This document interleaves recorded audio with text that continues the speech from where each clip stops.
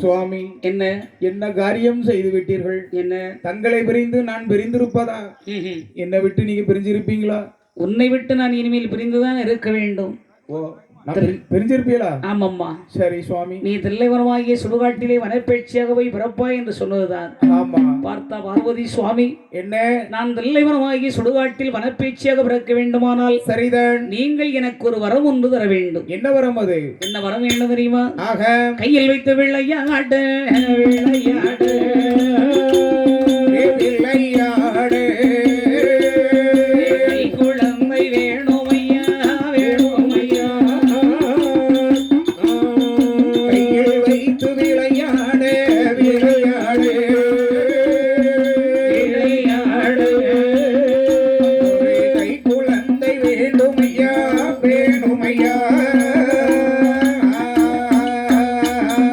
மடியில் வைத்து விளையாடு. ஆமா சொல்லு, அப்படி சொல்லு. மைந்தன் ஒன்று வேண்டும் ஐயா, சரிதான் சொல்லு, என்னும் சொல்லு. நான் விளையாடு விளையாடு, அப்படி விளையாடு, குழந்தை ஒன்று வேணும் ஐயா வேணும் ஐயா, அப்படி கொஞ்சி நானும் விளையாடு விளையாடு விளையாடு, ஒரு குழந்தை ஒன்று வேண்டும் ஐயா வேண்டும் ஐயா.